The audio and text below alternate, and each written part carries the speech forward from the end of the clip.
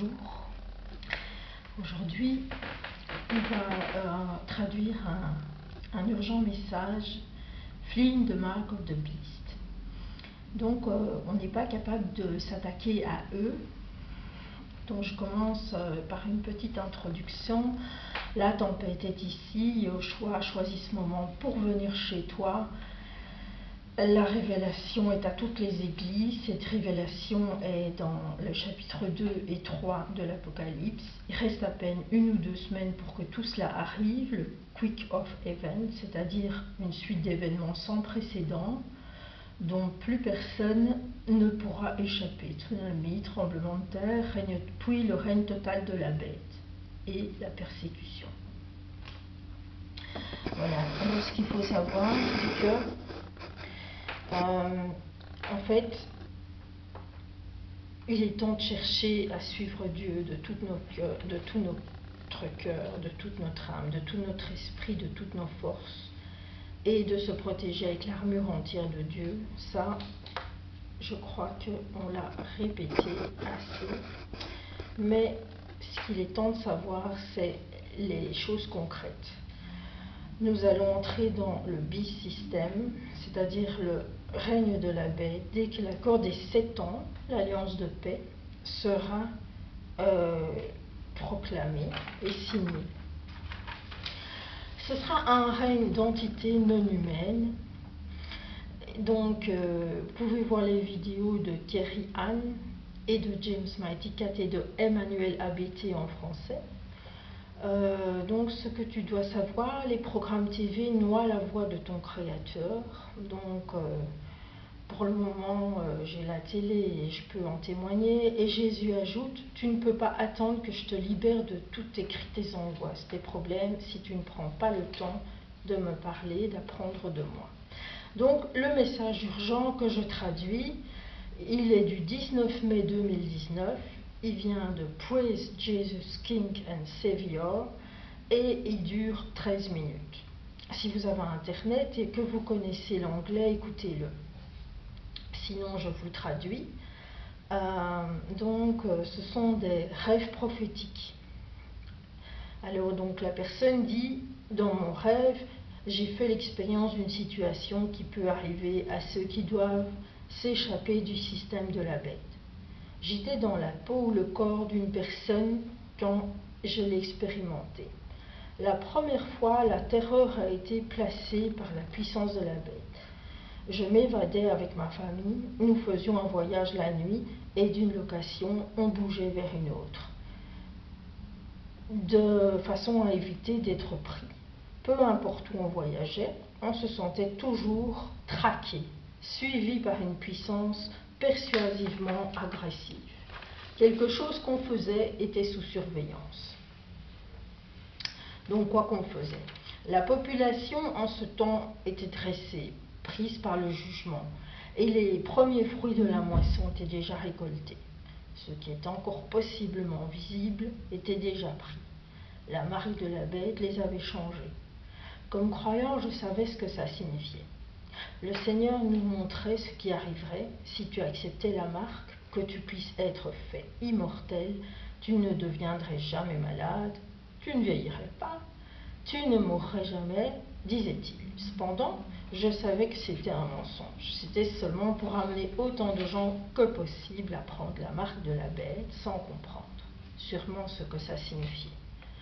Beaucoup de gens prenaient la marque seulement comme reconstruction de leur DNA. Et ils n'étaient plus entièrement humains. Donc ils croyaient que ça reconstruirait. Et non plus bon pour être sauvés par le sacrifice du sang du Christ sur la croix.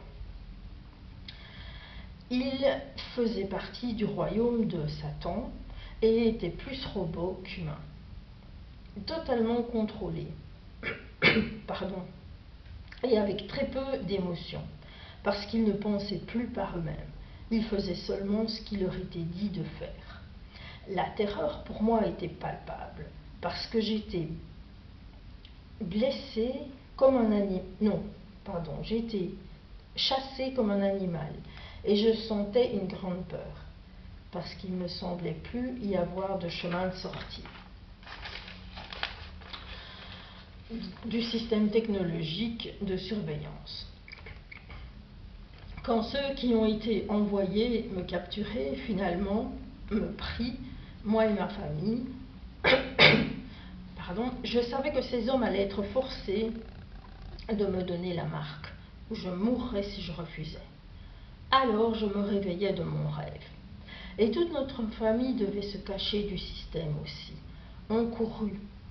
Donc c'est sans doute un deuxième rêve et on fermait les portes et on était obligé de tout protéger, colmater par le père, donc le père de l'église, et on devait fermer tout. Beaucoup de gens ayant été changés par la marque, parce que beaucoup de gens ayant été changés par la marque se présentaient comme des bien-aimés dans la famille, et même de très jeunes enfants. Ma fille me dit que le plus dur était de ne pas pouvoir aider les plus petits qui criaient de détresse et qui étaient désespérés. Notre esprit nous avertit qu'ils n'étaient déjà plus entièrement humains. Ils étaient les descendants d'humains, de parents corrompus par la semence de Satan, et qui l'ont pris de la marque et qui ont pris la marque de la bête. Ils n'étaient pas plus du Père. Elle me dit que sa famille était complètement protégée. Je présentais ses rêves au Père et priais pour discerner tout ce qui va se passer était prédit et se passera exactement comme ça a été prophétisé. Les visions de Jésus-Christ, après ce que j'en ai, je lui demande toujours s'il veut révéler quelque chose. Il dit: ma fille, dis-leur que c'est mon grand amour pour mes enfants, que je vous donne ces visions et rêves, et tellement de mots et avertissements de mon cœur. Je désire qu'il ne périsse aucun, et beaucoup vont mourir. Toutes ces choses, comme beaucoup ont été prédites, viendront au bon lieu. Mon verbe ne va jamais retourner vide. My word will not return void. J'avertis et je révèle ce qui viendra. Et c'est même déjà maintenant ici. Comme ça, quand ils viendront me connaître, ils iront sur leurs genoux humbles, cherchant le pardon pour leurs péchés. Leur dureté de cœur et leur désobéissance, ils les verront. Je serai trouvé par tous ceux qui me chercheront. Je vais les garder de l'heure des troubles qui menacent la terre. Ceux qui cherchent seulement ma face et ma volonté pour leur vie. Maintenant, chacun doit tenir par son ou sa propre force, parce que les ténèbres sont là, plus grandes que le monde ne les a jamais expérimentées. Ne laisse aucune prise pour l'ennemi et cette horreur vers l'enfer. Et sans moi, ça va venir. Quand ça te prend et que tu acceptes ce confort, que je bouge les fondations de toutes les places qui les tiennent,